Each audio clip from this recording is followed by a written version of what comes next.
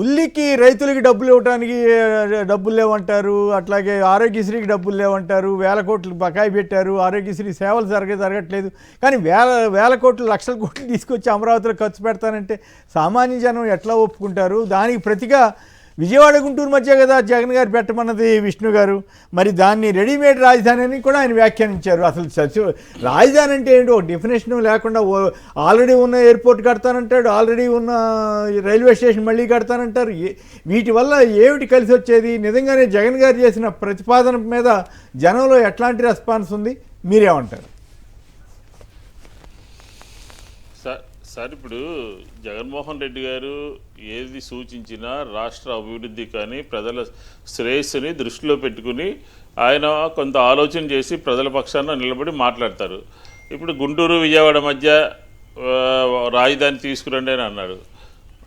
మనం ఒకసారి ఆలోచిద్దాము. గుంటూరు విజయవాడ మధ్య ఆయన తీసుకురామంటాం. ఈయన చెప్పడమే కాదు, అమరావతి రాజధాని అని చెప్పిన తర్వాత కూడా గుంటూరు విజయవాడ మధ్య ఎయిమ్స్ వచ్చింది. గుంటూరు విజయవాడ మధ్య అనాదిగానే ఎన్ఆర్ఐ కాలేజీ ఉంది. అవును, తెలుగుదేశం జనసేన పార్టీలు అక్కడే ఉన్నాయి. నేషనల్ హైవేస్ పక్కనే మంచి పాయింట్ చెప్పారు విష్ణు గారు. నేషనల్ హైవేస్ పక్కనే వాళ్ళు భలే పాయింట్ చెప్పారు. అమరావతి 50 కిలోమీటర్ల అవతల కట్టుకుని ఉండొచ్చుగా జనసేన కానీ టీడీపీ ఆఫీసులు కానీ. భలే వ్యాలిడ్ పాయింట్ చెప్పారు విష్ణు గారు. వీళ్ళందరూ కాదు సార్, ఇప్పుడు వాళ్ళేమో అమరావతి అదే సూపర్ డూపర్ అని చెప్తారు. వాళ్ళ పార్టీ ఆఫీసులు ఎక్కడున్నాయండి? జనసేనకు సంబంధించిన ఆఫీస్ కానీ, తెలుగుదేశానికి సంబంధించిన ఆఫీస్ కానీ, డీజీపీకి సంబంధించిన ఆఫీస్ కానీ, ఎయిమ్స్ కానీ, అలాగే రియల్ ఎస్టేట్ రంగం కూడా అమరావతి హైవేకి 30 కిలోమీటర్ల దూరంలో అమరావతి డెవలప్ అవుతుందని చెప్పినప్పటికీ కూడా రియల్ ఎస్టేట్ అంతా కూడా హైవేకి పక్కనే వచ్చినాయి. మీరు చూసుకోండి, కావాలంటే ఒకసారి కార్ వేసుకుని వెళ్ళి హై రైజ్డ్ బిల్డింగ్స్ అన్నీ కూడా మొత్తం అంతా కూడా వచ్చింది అక్కడే. ఎక్కడ పెడతారు రాజధాని చెప్పమనండి ఆంధ్రప్రదేశ్ ప్రజలకి? రియల్ ఎస్టేట్ రంగం అభివృద్ధి చెందాలన్నా, ఉద్యోగ అవకాశాలు మెరుగుపడాలన్నా ప్రజల మధ్య ఉండాలి. కాబట్టి ప్రజలు జగన్మోహన్ రెడ్డి గారు చేసినటువంటి సూచనని పరిగణలో తీసుకోవాలి. ఇప్పుడు ఉదాహరణకి గుంటూరు విజయవాడ మధ్య అనేక రకాలుగా అభివృద్ధి చెందుతూ ఉంది. దీనికి ఈ నిర్ణయం తోడవుతుంది.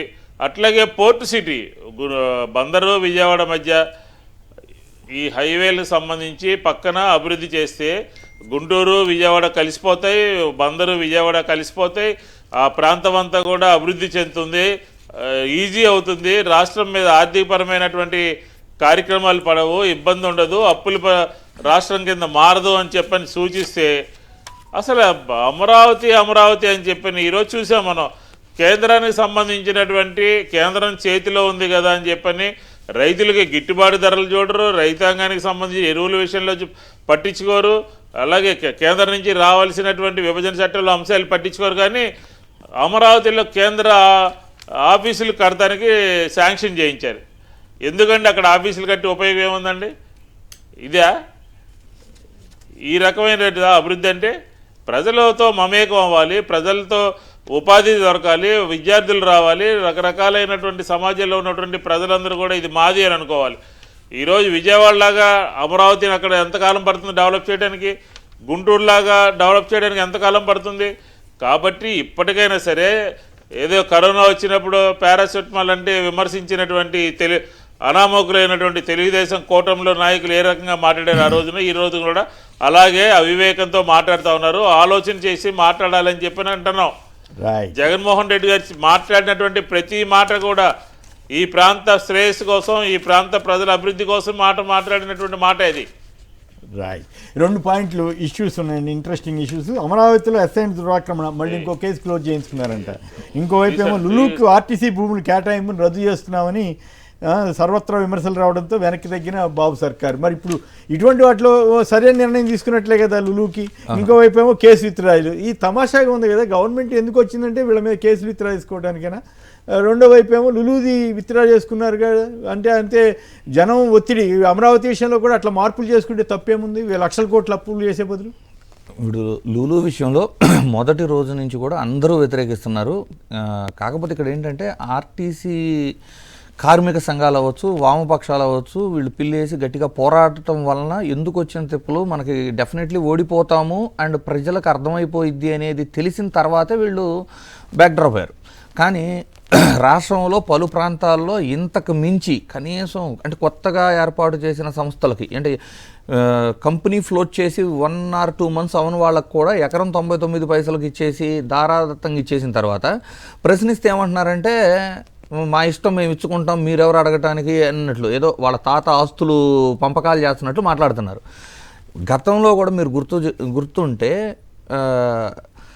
చంద్రబాబు నాయుడు గారు ఇచ్చిన ఐఎంజీ వాళ్ళకి ఐఎంజీ భరత్కి ఇచ్చిన ఎకరాలని తర్వాత వచ్చిన ప్రభుత్వం వెనక్కి తీసుకుంది కదా ప్రభుత్వానికి.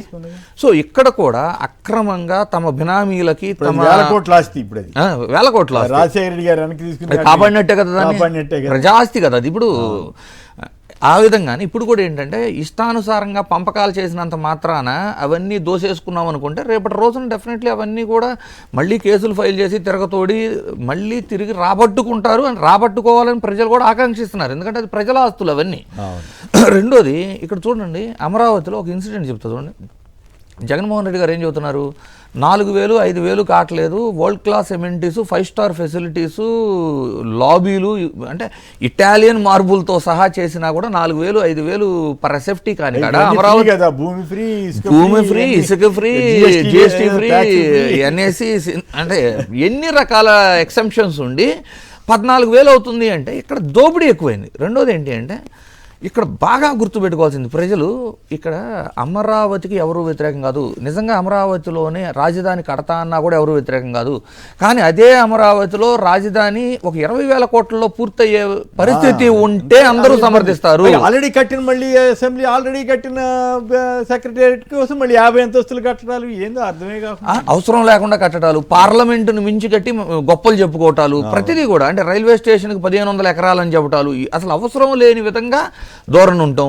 వాటిని వ్యతిరేకిస్తున్నారు ప్రతి ఒక్కళ్ళు. ఏంటంటే మీరు అమరావతిలో అదే 20,000 కోట్లలో అన్ని పూర్తి చేయగలిగితే 200% అందరూ సపోర్ట్ చేస్తారు. సరే కానివ్వండి అని వదిలే, ఎక్కడో చోట్ల 30-40 కిలోమీటర్ల దూరం అయినా కూడా ఏం చేస్తారు. సరే అదే ఇప్పుడు నయారాయ్పూర్కి జనం వెళ్ళట్లేదని శంకర్ అన్న ఆయన మిత్రుడు ఆయన గాంధీనగర్కి వెళ్ళట్లేదు సార్, అహ్మదాబాద్ పక్కన.